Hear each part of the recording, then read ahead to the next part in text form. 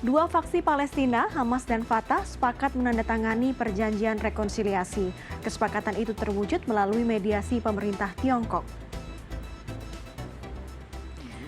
Penandatanganan dilakukan pada upacara penutupan dialog rekonsiliasi pada Selasa waktu setempat.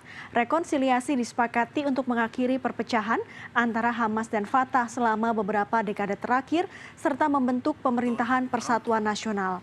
Pengumuman ini dihasilkan dalam pembicaraan 14 faksi Palestina yang digelar di Beijing, Tiongkok sejak Minggu 21 Juli di tengah agresi Israel yang masih berlanjut di Gaza. Menurut Menteri Luar Negeri Tiongkok, Wang Yi, capaian dialog antara Hamas dan Fatah memperjelas Organisasi Pembebasan Palestina atau PLO merupakan satu-satunya perwakilan sah rakyat Palestina.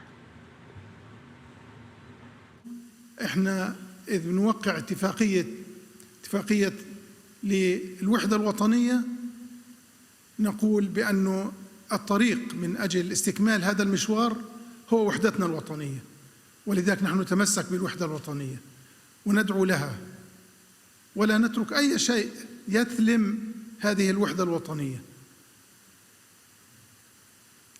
أصدقائنا وإخواننا الكرام، هذه لحظات تاريخية نسأل الله أن يوفقنا إلى تطبيق ما وقعنا عليه. عينا كثيرا للغاية من أجل أن نستنجد في هذا العالم من أجل أن يوقف هذا الظلم عن الشعب الفلسطيني دون فائدة. أخذنا قرارات من كل الهيئات الدولية لكن لا نجد وسيلة وطريقة من أجل تطبيق هذه القرارات، رغم أن هذه الصورة قاتمة لكن بها كثير من النقاط البيضاء التي نحن سعيدين بها. هذه النقاط البيضاء جزءا منها أصدقاؤنا في هذا العالم ومنهم الصين الشعبية. Dua faksi politik besar di Palestina, Hamas dan Fatah bersepakat rujuk demi mengakhiri persaingan politik selama beberapa dekade terakhir. Yang menarik, negara Tiongkok menjadi mediator dalam proses rujuk antara Hamas dan Fatah. Dan untuk menganalisisnya, sudah bergabung bersama kami dosen hubungan internasional UGM, Siti Mutiastiawati. Halo Ibu Siti. Ya, selamat siang Mbak Dea. Ya, selamat siang Bu Siti. Kita tahu bahwa Hamas dan Fatah ini adalah dua faksi politik yang berbeda pandangan sejak tahun 2007 di mana Hamas dan Fatah ini akhirnya bersepakat untuk rujuk dan membentuk yang dinamakan PLO tadi. Apa pendapat Anda soal keputusan rujuk antara Hamas dan Fatah?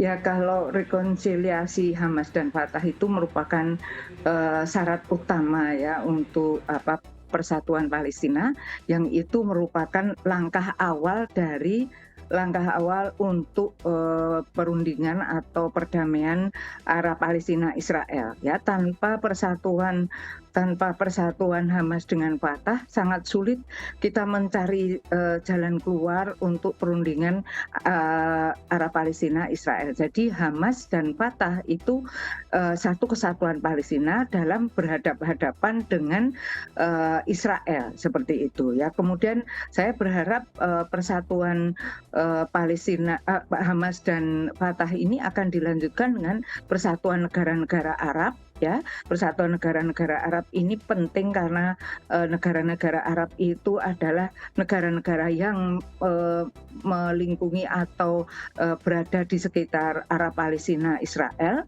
Jadi kalau mereka bersatu, insya Allah Israel pun nanti akan dalam perundingan akan berhadapan dengan satu kesatuan yang utuh gitu ya. Dan kemudian setelah negara-negara Arab juga bersatu, nanti negara-negara Timur Tengah yang lain jangan ada yang berbeda pendapat dalam penyelesaian konflik Arab Palestina Israel. Jadi diawali dari Hamas Fatah, kemudian negara-negara Arab.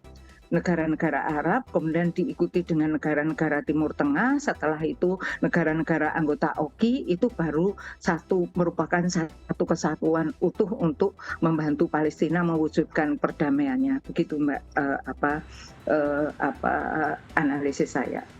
Bu Siti, tidak bisa kita pungkiri juga ya bahwa kita tahu semua bahwa perbedaan pendekatan dalam upaya pembebasan pendudukan Israel di Palestina antara Hamas dan Fatah ini sangat berbeda. Misalnya Fatah memutuskan untuk melakukan komunikasi dengan Israel dalam proses membebaskan Palestina dari pendudukan Israel, sementara Hamas memang benar-benar kami tidak mau berkomunikasi dengan Israel. Apakah Anda optimistis kesepakatan yang disepakati oleh dua kelompok yang punya pandangan politik berbeda ini bisa dieksekusi sampai ke akar rumput? Ya, itu memang ada syaratnya ya.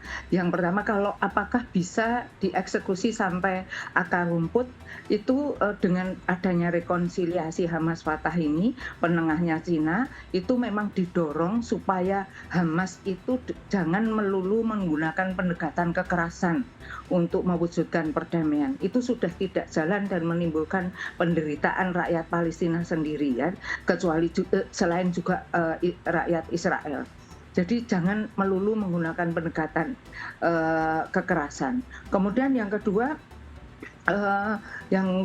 itu di pihak Fatah juga jangan melulu hanya soft power terus gitu ya. Dia harus juga membangun kekuatan militernya, karena perundingan itu hanya akan berhasil kalau kekuatan itu seimbang. Bargaining positionnya itu harus seimbang antara Israel dengan Palestina. Jadi soft power itu tidak akan mungkin berhasil kalau dia tidak punya kekuatan militer, karena itu sebagai bargaining position yang tadi saya katakan ya.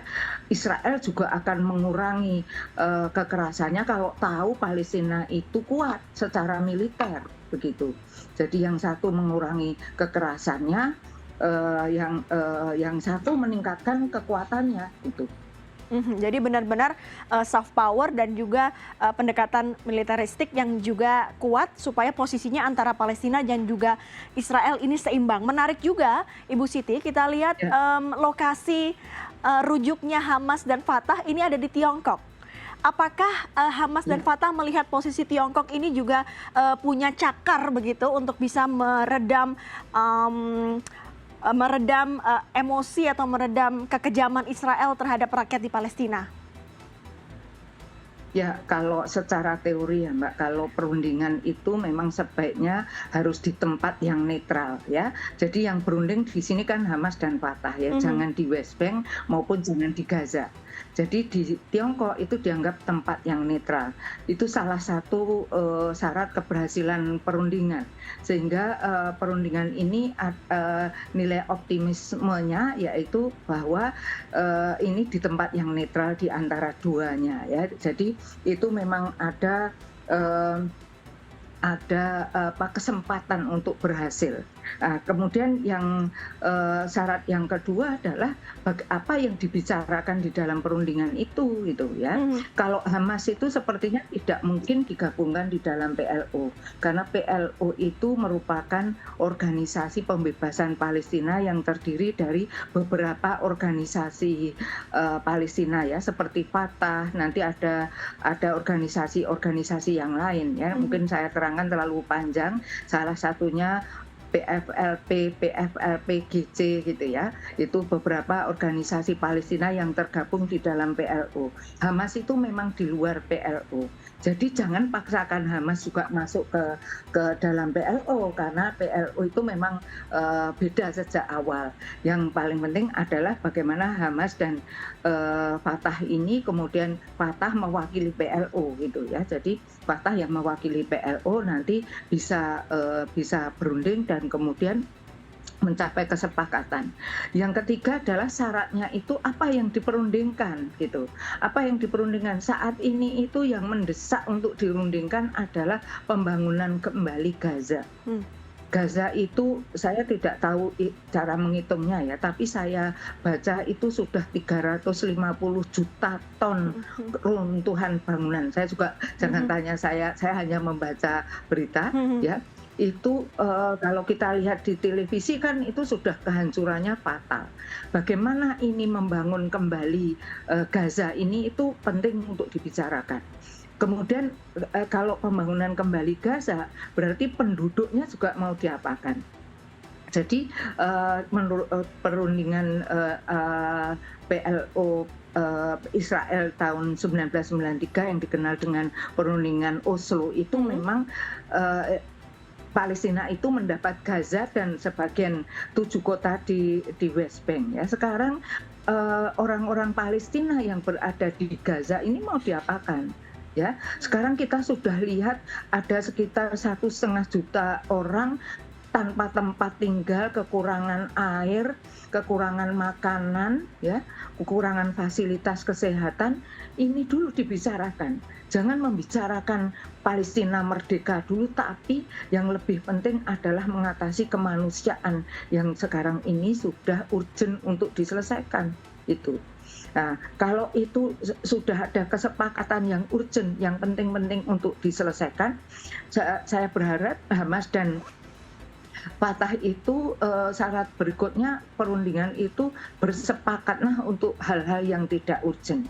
Ya, misalnya yang tidak urgent mungkin ya jangan Hamas mempunyai bendera sendiri, nanti Fatah mempunyai bendera sendiri. Benderanya ya cukup bendera Palestina saja, gitu ya, misalnya begitu. Baik. Terima kasih Ibu Siti. Kita akan lihat bagaimana nanti situasi di Palestina setelah Hamas dan juga Fatah ini rujuk yang dimediasi oleh Tiongkok. Terima kasih Ibu Siti Mutia Setiawan, maksud kami Ibu Siti Mutia Setiawati, dosen Hubungan Internasional UGM, sudah bergabung bersama CNN Indonesia Connected.